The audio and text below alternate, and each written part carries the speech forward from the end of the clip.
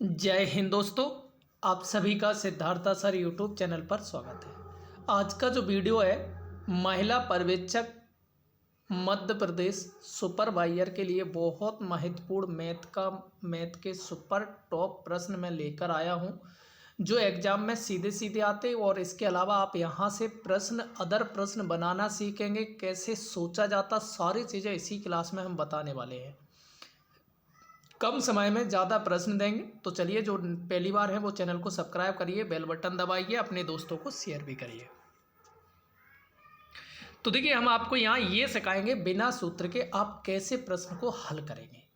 चलिए, पहला प्रश्न है, दो संख्याएं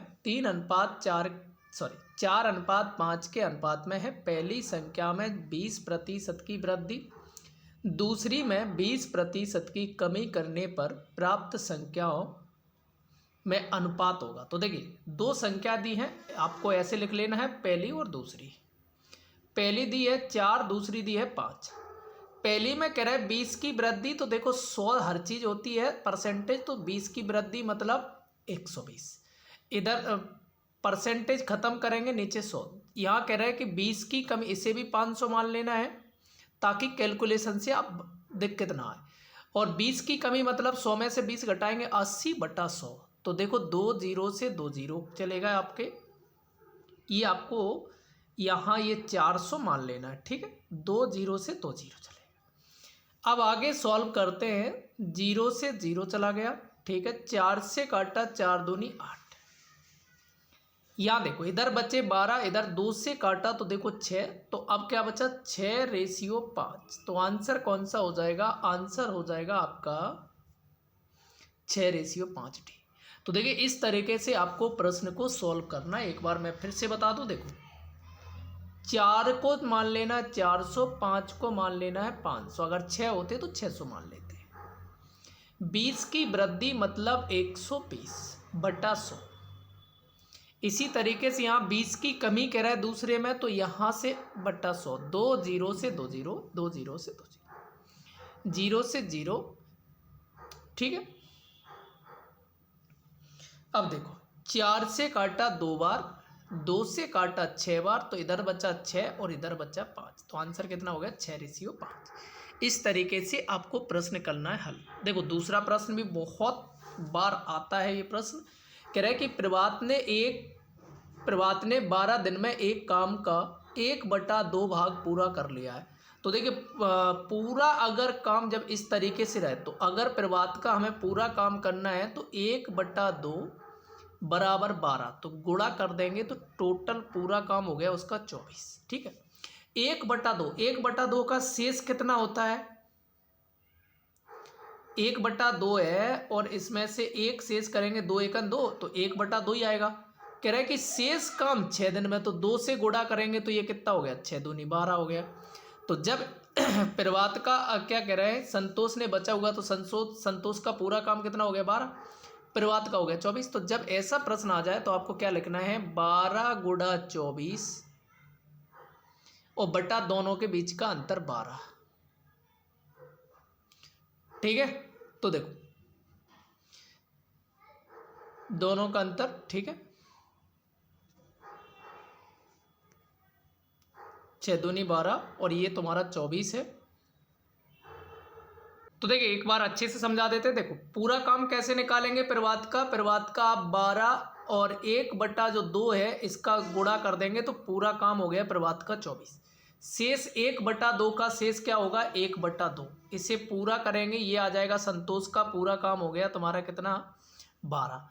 तो आपको कई बार मैंने ये वाला मेथड सिखाया। तो प्रभात 24 दिन में कर रहा है और संतोष 12 दिन में। एलसीएम लेंगे 24, 24 एकन 24, 12 दूनी 24, 3 का भाग देंगे 24 में, 3 24, तो 8 दिन आपका आंसर आ जाएगा, सी आंसर हो जाएगा करेक्ट। ऐसे इस प्रश्न को सॉल्व करना। अगला प्रश्न देखो, कह रहा है किसी 2 अंकों की संख्या का धाई अंक इकाई अंक से 7 अधिक है। तो क्या कह रहे हैं, देखो इकाई धाई क्या होता है, मान ले ए है और ये बी है और ये सी है। इस वाली को बोलते हैं इकाई, इस वाले को बोलते हैं आपका धाई, और इसे बोलते हैं सैकड़ा।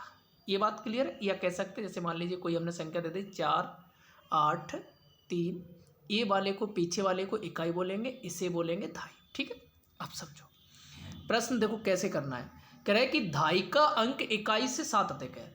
यदि इस संख्या में 63 घटाएं तो नई प्राप्त संख्या के अंकों की अदला बदली कर बनी है, तो संख्या पता बताइए। तो हमने इसे ऑप्शन देखो, ये इकाई एक को 8 में से घटाया, देखो 7 अधिक है, ये वाला ठीक है। ये वाला देखो 8 उल्टा, उसमें कह रहा है धाई अधिक होना चाहिए 7, ये वाले में 4 बच रहा है, इसमें ये उल्टा है। तो बिना सॉल्व करे आपका आंसर क्या हो गया, 81 हो गया। चलिए आगे बढ़ते हैं।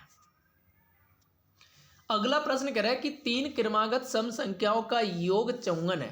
तो देखो 3 क्रमागत सम संख्याओं का योग कितना है, 54 है।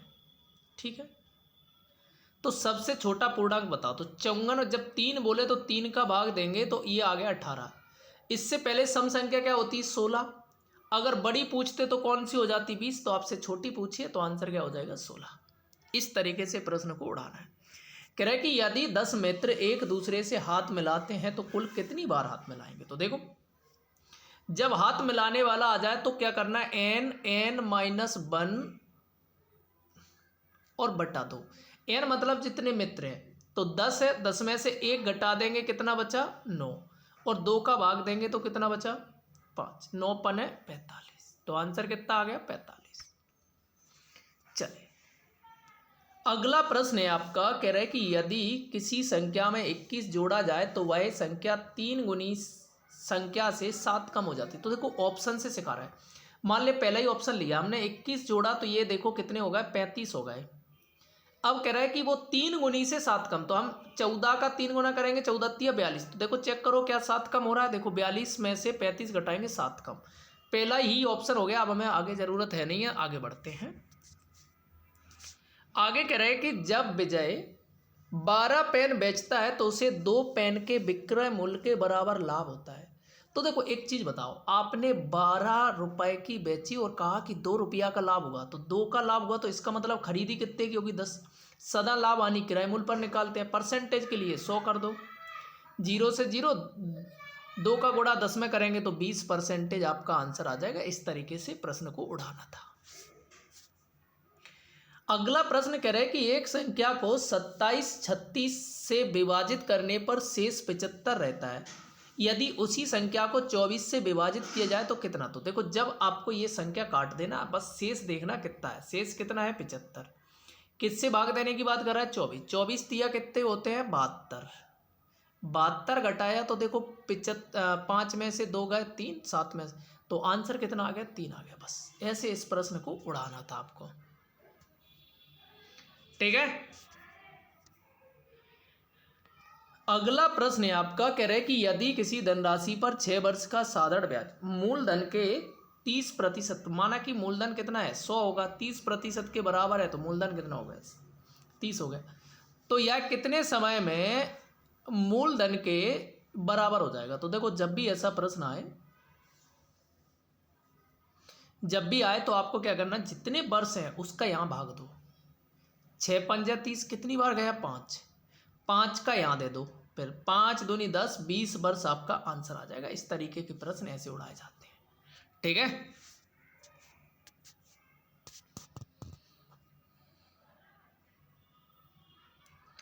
तो देखिए ये प्रश्न कह रहा है कि 2 व्यक्तियों की आयु का अनुपात 5:9 है। उनमें से एक की आयु दूसरे से 40 वर्ष अधिक है, तो उनकी आयु का योग कितने वर्ष होगा।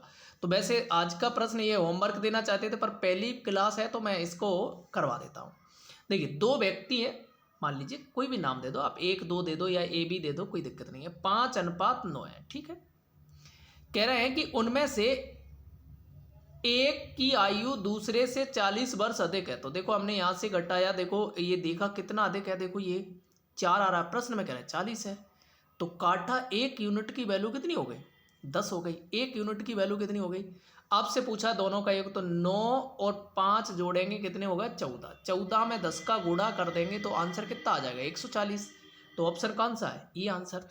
तो मैं ये कहता हूँ कि देखो कम समय में मैंने आपको इतने सारे प्रश्न कराने का तरीका बताया, तो ऐसे आपको प्रश्न उड़ाना है। समझ में आई।